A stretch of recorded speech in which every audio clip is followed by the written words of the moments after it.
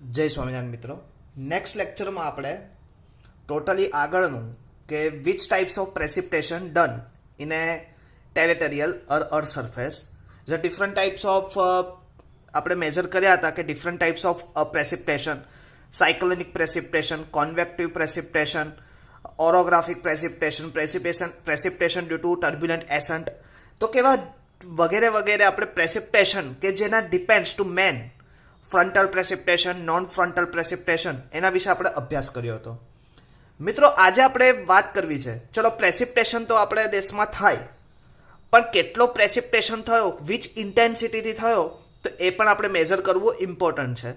તો આજનો આપણો ટોપિક એ જ રિલેટેડ છે, measurement of rainfall.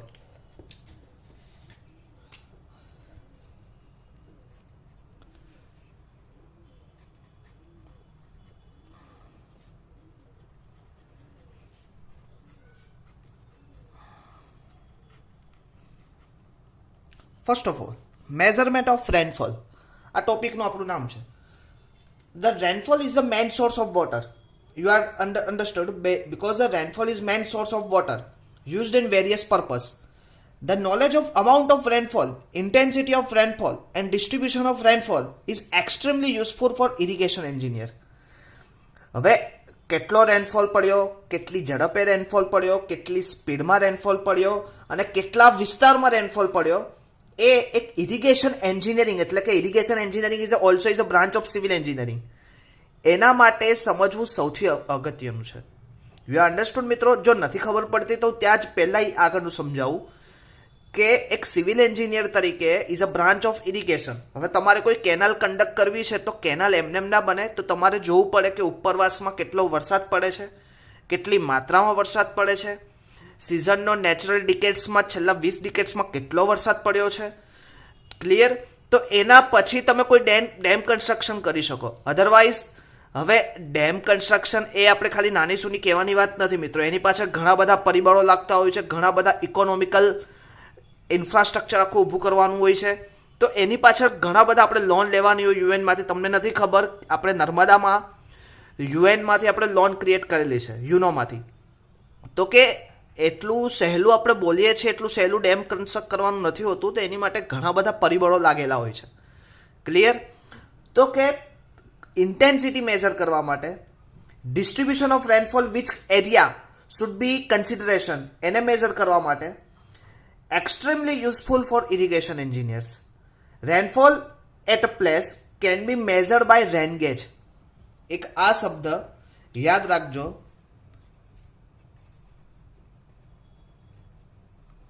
Rainfall at place can be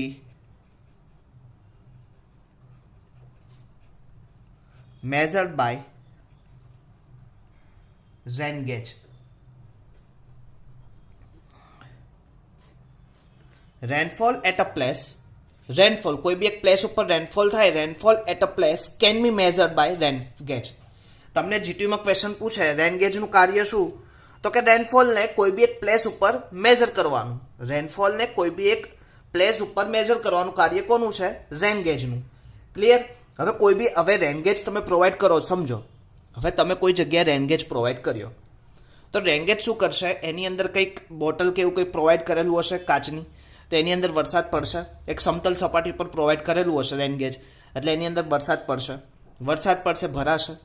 હવે તમે લોકો એને અવરલી લો, 24 અવર્સ એક વખત લો, તો એની લીધે તમને ખબર પડશે કે વિચ ઇઝ પ્રેસિપિટેશન. તો તમે એને કેટલા કલાક, 24 કલાકમાં ધારો કે જેટલી બોટલ ભરાણી હોય, તો જેટલી બોટલ ભરાણી હોય એની ડેપ્થ બાય 24 અવર્સ, તો તમને 24 કલાકમાં કેટલો વરસાદ પડ્યો તમને ખબર પડી જાય. ક્લિયર? તો કે that is intensity. And distribution એટલે કે કેટલો વિસ્તાર. હવે અમદાવાદ આપણે ગણવા જઈએ તો અમદાવાદ નાનું સૂનું નથી, તો અમદાવાદના એરિયા પ્રમાણે ડિફરન્ટ ઇન્ટેન્સિટીથી વરસાદ પડ્યો હોય. તો કે તમે બાય સપોઝ વાત કરો બાવળાની, અને તમે વાત કરો કે ગાંધીનગરના છેલ્લી વાત કરો હાંસોલની, તો કે બાવળા અને હાંસોલ આ બંને વચ્ચેના વરસાદ પડતી વખતે બંનેના આંકડા એકબીજાથી કંઈક ડિફરન્સ હશે, કેમ કે વિસ્તાર વધી ગયો તો distribution of water level, distribution of જે ક્લાઉડ્સ હોય એ બી હવે વાદળ હોય એ કે આખા અમદાવાદમાં ઘેરી ના શકે. ક્લિયર? હા, વરસાદ પડે, વરસાદ નો ડાઉટ, ત્યાં વરસાદ પડતો હોય અહીંયા વરસાદ પડે, પણ એટલી ઇન્ટેન્સિટીથી ના હોય. જો બાવળામાં વધારે હોય 10 ઇંચ વરસાદ પડ્યો હોય તો હાંસોલમાં 4 થી 5 ઇંચ વરસાદ પડ્યો હોય. એટલે આ જગ્યાએ શું થાય, એક ગેપ ક્રિએટ થાય. અને એ ગેપ આપણને કેવી રીતે ખબર પડે? રેનગેજથી. Clear that? Okay. Next, rain gauge. હવે પાછા આપણે રેનગેજની વાત કરી. રેનગેજ મિત્રો બે ટાઈપ્સના હોય. The rain gauge is divided into two types.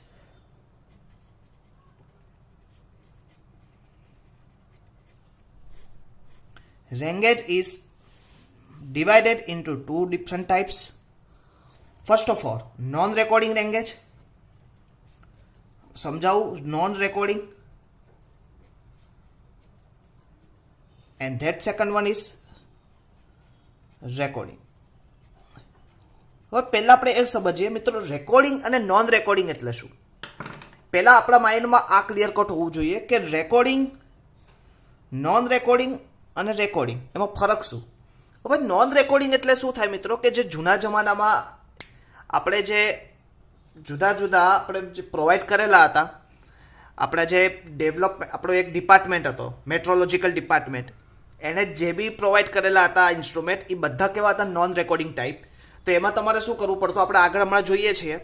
તો એમાં એ રેંગેજમાંથી તમારે 24 અવર્સ 1 અવર્સ છે તમારી રીડિંગ લેવાના.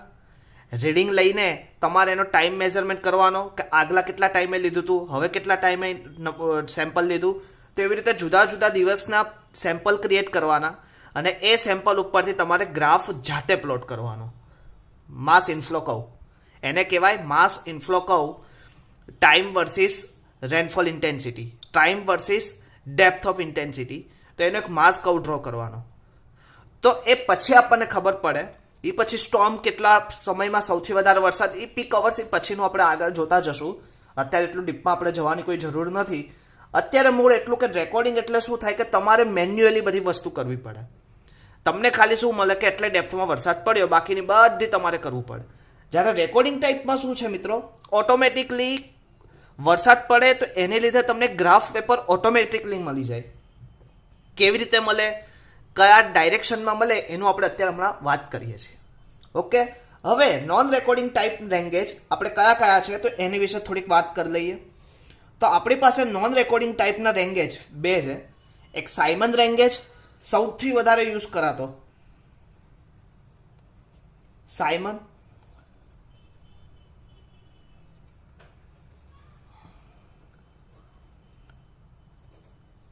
અને બીજું છે આઈએમડી. મેં હમણાં જ વાત કરી આઈએમડી, ઇન્ડિયન મેટ્રોલોજીકલ ડિપાર્ટમેન્ટ, એને પ્રોવાઈડ કરેલા હોય.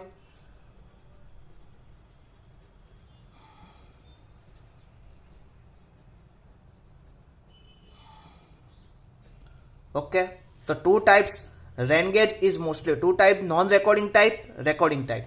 મિત્રો હું ગુજરાતીમાં થોડુંક બોલવાનો પ્રયત્ન કરું છું, પણ તમે મિત્રો ખાલી સમજવાનો પ્રયત્ન કરજો. ક્લિયર? રેંગેજના બે પ્રકાર, non recording type, recording type. Non recording ટાઈપના બે પ્રકાર, Symon rain gauge, Indian meteorological department rain gauge. Clear? That is a non recording type. And recording type rain gauge is also is divide into 3 types.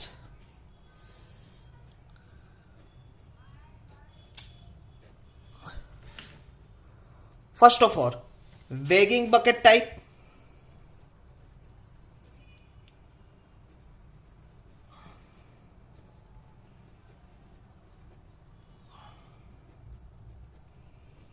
Second is tipping bucket type.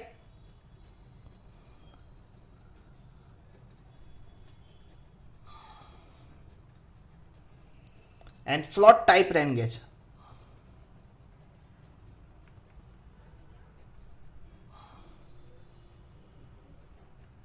Okay.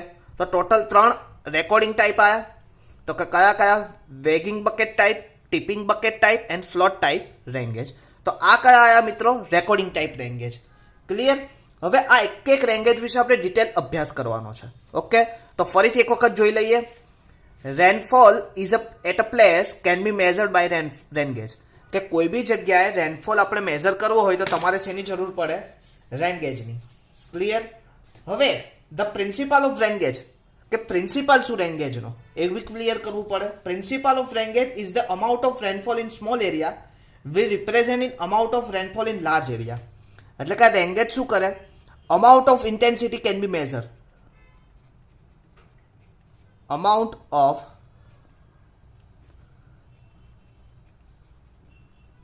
intensity of rainfall can be measured as well as small area and large territory area. Okay, that is a principle, rain gauge principle. Clear that? ઘણી વખત પૂછે what is a principal of rain gauge.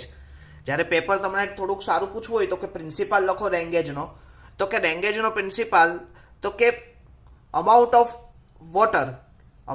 Water and in intensity in rainfall can be measured. Amount of intensity of rainfall can be measured. એટલું યાદ રાખવાનું કે કેટલી ઝડપે વરસાદ પડ્યો તેનું મેઝરમેન્ટ કરવાનું. કેટલી ઝડપે વરસાદ પડ્યો એનું મેઝરમેન્ટ કરવાનું. That is a rain gauge principal. As well as આને શું કહેવાય? એનું કાર્ય કહેવાય. વર્ક શું કરે છે? પ્રિન્સિપલ ઓલરેડી, બટ એનું કાર્ય. Clear? Small area as well as large area. Okay, હવે તમને રેંગેજ મેઝર, હવે રેંગેજ તમે કર્યું તો રેંગેજમાં બે વસ્તુ ખાસ મેઝર કરવાની. એક તો એનું ડેપ્થ અને યુનિટ ટાઈમ. હવે એમએમ પર ટાઈમ એવું જરૂરી નથી કે આપણે એમએમ પર ટાઈમ જ લઈએ. ઘણી વખત તમે સેન્ટીમીટર પર ટાઈમ લઈ શકો. ઘણી વખત તમે મિત્રો ઈચ્છા થાય તો મિલીમીટર ઇંચીસ પર ટાઈમ લઈ શકો. ક્લિયર? તો કે ડિફરન્ટ ટાઈપ્સ ઉપર ડિફરન્ટ લેવલે જુદા જુદા રીડિંગ ક્રિએટ થઈને આવતા હોય. ક્લિયર? ઘણી વખત બહુ ઓછા વરસાદ હોય તો આપણને એમએમમાં જ ક્રિએટ કરાવીને આપી દે. Okay, is a different area can be different reading અને that can be represent by local authority of state. એટલે કે સ્ટેટની, હવે પહેલાં શું કરતું, આ બધું મેટ્રોલોજીકલ ડિપાર્ટમેન્ટ કરતું, પણ હવે આખું ભારતનું એ લઈને બેસે ઠેરકો તો ઘણું અઘરું પડે. એટલે એનો કોઈ સ્ટેટ વાઇઝ એક ગવર્ન બોડી આપી દીધી. એ પછી કોઈ પીડબ્લ્યુડી ડિપાર્ટમેન્ટ હોય, રોડ એન્ડ બિલ્ડિંગ ડિપાર્ટમેન્ટ હોય, કલ્પસર યોજનામાં નર્મદા નિગમનું હોય, એટલે કે ડિફરન્ટ ટાઈપ્સને એનું કાર્ય આપી દીધું. એટલે એ ડિપાર્ટમેન્ટ એનું જ કાર્ય કરે. ક્લિયર? અને એ કાર્યના જે રીડિંગ હોય એ ઉપરના અપલોડ કરે. એટલે મેટ્રોલોજીકલ ડિપાર્ટમેન્ટ જોડે તો આ બધા રીડિંગો આવતા જ હોય, પણ એને બધા એક્ઝિક્યુટ ના કરી શકે. એની લીધે એટલે શું કર્યું, એને જે તે વિસ્તારમાં જે તે જગ્યાએ એને પ્રોવાઈડ કરી દીધું. કેમ કે હવે ઘણી જગ્યાએ શું થાય કે મેટ્રોલોજીકલ ડિપાર્ટમેન્ટ આખા હજી આપણે ઘણા બધા પ્રોગ્રેસિવ આગળ નથી વધ્યા, ધીરે ધીરે આગળ વધી રહ્યા છીએ. Because the India is country of not a progress. આપણે બધા કેવા છે? વિકાસશીલ છે. એટલે હજી આપણે વિકાસ કરવાનો છે. હવે વિકાસ કરવાનો હોય તો એમાં હજી ઘણું બધું નવું ઇન્ફ્રાસ્ટ્રક્ચર ડેવલપ કરવાનું હોય. ક્લિયર? પહેલાં તો શું હતું, વરસાદની આગાહી હોય તો એ દિવસે વરસાદ જ ના આવે. પણ ધીરે ધીરે હવે જ્યારે વરસાદની આગાહી કરે છે એટલીસ્ટ એ દિવસે વરસાદ આવે છે. હજી ધીરે ધીરે કંઈક ને કંઈક પ્રોગ્રેસિવ કરશે. બિકોઝ ટોપોગ્રાફિકલ ડિફરન્ટ કન્ડિશનને લીધે આવી બધી વસ્તુને ઘણા બધા ઇફેક્ટ આવતા હોય, એને રિઝોલ્વ કરવામાં ઘણી બધી વાર થઈ જાય. ક્લિયર? તો આ બધું ધીરે ધીરે થતું જશે, પ્રોગ્રેસ થતો જશે. તો એને લીધે એક સમય એવો આવશે કે આપણને ચોક્કસ રેનફોલ ડેટા આપણને ક્રિએટ કરીને મળશે. ક્લિયર? આની પર ઘણા બધા તમારે નેક્સ્ટ સેમિસ્ટર પ્રોજેક્ટ બી આવશે, તમે લઈ શકશો. રેન વોટર હાર્વેસ્ટિંગ, પછી rainfall data mass curve in Ahmedabad city. તો કે આ બધા કેવા તમારે લોકલી રિપોર્ટ રીડિંગ હોય ને, રિપોર્ટ ટોપિક ઘણા બધા સબ્જેક્ટમાંથી નીકળશે. અને એવું બી હોય તમને માહિતી જોતી હોય તો હું તમને માહિતી આપીશ. ક્લિયર? એટલે ઘણા બધા ટોપિક આ સબ્જેક્ટમાંથી નીકળી શકે, પણ ડિપેન્ડ્સ ટુ યુ કે તમે કેટલા ડેડિકેશનથી તમે એને સબ્જેક્ટને ભણો છો. ક્લિયર? એટલે આજે ઘરે તમે ઇન્ડિયન મેટ્રોલોજીકલ ડિપાર્ટમેન્ટ એનું શું કાર્ય છે, ફંક્શન, એન્ડ વિચ બોડી અને વિચ એક્ઝિક્યુટ મેમ્બર, એ મેમ્બરો ખાલી જોજો કયા લેવલના હોય. બધા સિવિલ એન્જિનિયરિંગ હશે, ખાલી આઈએસ સિવાયના. એક ઇન્ડિયન એડમિનિસ્ટ્રેટિવ સર્વિસનો માણસ હોય, એ આ બધું હેન્ડલ ડાયરેક્ટરેટ કરે. બાકીના બધા mostly civil engineering as well as meteorological અને હાઇડ્રોલોજીના પીએચડી પર્સન હશે. Hydrology is not a branch of civil engineering. Hydrology is only for the branch of ઇન્વાયરમેન્ટલની એક બ્રાન્ચ હશે. એવી રીતે આપણે ગુજરાતમાં GPCB, Gujarat pollution control board. Gujarat pollution control board આવી તો ઘણી બધી બ્રાન્ચો છે. જીએમડીસી છે, મિનરલ ડેવલપમેન્ટ કોર્પોરેશન, પછી પીડબ્લ્યુડી પબ્લિક વર્કિંગ ડિપાર્ટમેન્ટ. આમાંથી કોઈ બી એક નઈ વસ્તુ આપી દે ને એનું રીડિંગ કન્સિડરેશન કરે. ઓકે, આપણે થોડાક બીજે જતા રહ્યા. હવે આપણે વાત કરવી હતી નોન રેકોર્ડિંગ, સાયમન રેંગેજ, આઈએમડી. રેકોર્ડિંગમાં તમારા આવશે વેગિંગ bucket type, tipping bucket type અને ફ્લોટ ટાઈપ. એમાંથી આજે આપણે લેવું છે મિત્રો સાયમન રેંગેજ. ઓકે, વિઝિબલ છે બધા data, that is Symon rain gauge. Okay, હવે પહેલા તો પછી આપણે થિયરી પર જઈએ. પહેલા સમજી લે કે સાયમન રેંગેજને બીજા કયા નામથી કે નોન રેકોર્ડિંગ રેંગેજ પણ કહી શકાય. Okay, it is a instrument prescribe use at all government rain gauge station throughout India. એટલે કે આ જે રેંગેજ સ્ટેશન છે, આખા ભારતના બધા રેંગેજ સ્ટેશન ઉપર આ રેંગેજ તમને જોવા મળે. ક્લિયર? આમાં શું હોય, એક ગ્લાસ ટ્યુબ હોય. એક ગ્લાસ ટ્યુબ તમને દેખાય છે. આ એની કેપેસિટી કેટલી હોય? 100 mm. અને એની આગળ કાસ્ટિંગ કરેલું હોય. કાસ્ટિંગ 127 નું એક કાસ્ટિંગ કરેલું આજુબાજુ એક બોક્સ ટાઈપનું હોય. Consist of metal casing diameter 127 mm which is sat on the concrete foundation. હવે કોન્ક્રીટ ફાઉન્ડેશન ઉપર હું કરેલું આ સેટ કરેલું હોય. તમને દેખાય છે? આ કોન્ક્રીટ ફાઉન્ડેશન છે. કોન્ક્રીટના ફાઉન્ડેશન ઉપર 210 mm છે. એના કોન્ક્રીટના ફાઉન્ડેશન ઉપર આ કાસ્ટિંગ કરેલું હોય મેટલનું. એની અંદર ગ્લાસ બોટલની કેપેસિટી 100 mm ના ગ્લાસ બોટલની કેપેસિટી અંદર શું કર્યું હોય? Rainfall is place within casing. એની અંદર પ્રોવાઈડ કરેલી હોય 100 mm ની એની. હવે અહીંયા કેવું હોય, આ તો તમને અત્યારે આવી દેખાય, બાકી આ તમે જોવા જાઓ ને તો અહીંયા રીડિંગ કન્સિડર કરેલા હોય. એટલે જેટલું ભરાય એટલું તમને રીડિંગ ડાયરેક્ટલી મળી જાય. ખબર પડી? આ તો અત્યારે તમને આવી રીતે દેખાય, બાકી એક રીડિંગ અંદર પ્રોવાઈડ હોય એટલે રીડિંગ છે તમને ડાયરેક્ટ મળે. ફનલ પ્રોવાઈડ કરેલી હોય. Funnel with brass rim is placed in top of the bottle. Top of the bottle ઉપર પ્રોવાઈડ કરેલી હોય. Okay, the arrangement shown in figure તમે જોઈ શકો. ટોટલ હાઇટ કેટલી છે? અહીંયાથી લઈને ટોપ હાઇટ સુધી આખી મેટલની ટોટલ 305 mm. તમારું ફાઉન્ડેશન કેટલું છે? 60 cm by 60 cm by 60 cm.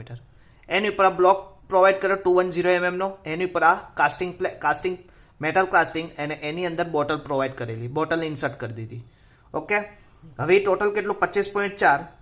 એની ઉપર ફૂટિંગ 25 પોઈન્ટ અને એની ઉપર 50.8. એટલે કે આ અંદર જમીનની અંદર એટલું હોવું જોઈએ. ક્લિયર? જે તમે કોલમ તમે જે બનાવ્યું બકેટ ફૂટિંગની અંદર ડેપ્થમાં આટલું અંદર કન્સિડરેશન હોવું જોઈએ. એની ઉપર 203 mm અને 25.4 અને 25.4 ઉપરની સાઈડ આવડશે. તો આ શું હતું? Symon rain gauge. ઓકે, એના મેન પોઈન્ટ મિત્રો હું તમને કહી દઉં. The rain gauge should be in open place. સૌથી પહેલા તો કેવા ખુલ્લા પ્રદેશોમાં મૂકવું જોઈએ. The distance between rain gauge and nearest object should be at least twice the height of the object. એટલે કે નજીકના ઓબ્જેક્ટ કરતાં તમારે એની હાઇટ કેવી વધારે રાખવી પડે. એટલે અલ્ટિમેટલી તમને અહીંયા કીધું છે twice the height of the object, 2 ગણી. The rain gauge should be at least 30 metre away from the nearby obstruction. કે નજીકનું કોઈ ઓબ્સ્ટ્રક્શન હોય એની કરતાં 30 મીટર દૂર જ રાખવાનું. ક્લિયર? રેંગેજને હંમેશા કોઈ હિલ ઉપર કે ટોપમોસ્ટ એવું કે આપણે ધાબું તો ખુલ્લું જોઈને ધાબા ઉપર પ્રોવાઈડ કરી નહીં. કોઈ એવા ધાબા ઉપર કે ટેરેસ ઉપર તમારે રેંગેજ પ્રોવાઈડ કરવાનું નથી. રેંગેજને તમારે ખુલ્લી સપાટી ઉપર જ પ્રોવાઈડ કરવાનું અને એની ઉપર જ તમારે મૂકવાનું. એવું વિચારવાનું નહીં કે ધાબા ઉપર મૂકી દઉં. ના, ક્યારે એવી કોઈ જગ્યાએ મૂકવાનું નહીં. is erected protect the cattle etc. should be located there the distance of the fence is not less than the twice the height. That is not point is important. It's a not important point. First of all, Symon rain gauge તમને પૂછાય તો સૌથી પહેલા તમારે drawing કરવાનું. કયા આપણે instrument કયા છે તમને ખબર હશે. Cylindrical metal case, funnel, glass bottle, total એની હાઇટ 305 mm, એનું foundation 60 cm by 60 cm by 60 cm, ground લેવલથી ડીપમાં 25.4 24.5 એટલે ટોટલ 51 સમથિંગ થાય. ક્લિયર? અને ટોટલ કેટલું? 50.8 અને એની ઉપર 203 mm total depth in open ground level to up to and ઉપર 25.4 પાછા 50.8 નું ખુલ્લી જગ્યા અને એની અંદર શું હોય? આખો એક સ્લોપ હોય. અને એ સ્લોપની અંદર શું થાય, પાણી પડે એટલે એ સ્લોપની અંદર ફનલમાંથી નીચે જાય અને એની મેઝર થાય. આવડશે? પાક્કું? એક વખત ખાસ બધા સાથે ડ્રો કરી લો.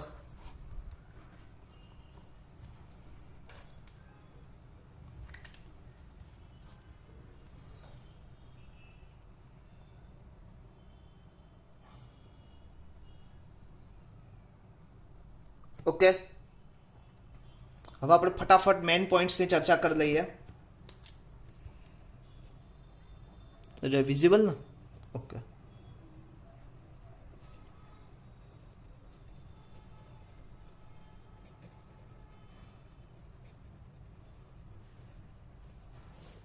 સાયમન રેન્ગેજ. તો ફર્સ્ટ ઓફ ઓલ પહેલા તો સાયમન રેન્ગેજ કયા ટાઈપ્સનું છે? Non recording type. Okay, non recording rain gauge. રેન્ગેજનું કાર્ય તમને ખબર છે, non recording type rain gauge. Okay, it is a instrument prescribe use all government rain gauge station.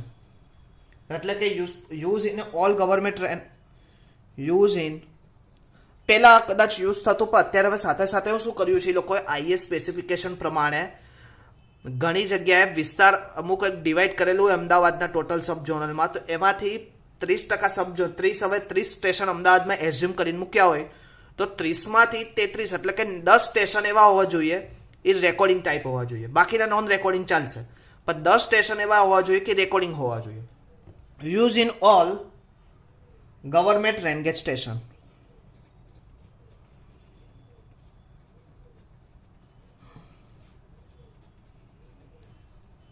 Main point જ આપણે ડિસ્કસ કરીએ છીએ. Third one is a consist of metal casing. હવે જે આપણે હતું મેટલ કાસિંગ, મેટલ કેસિંગની વચ્ચે હતું.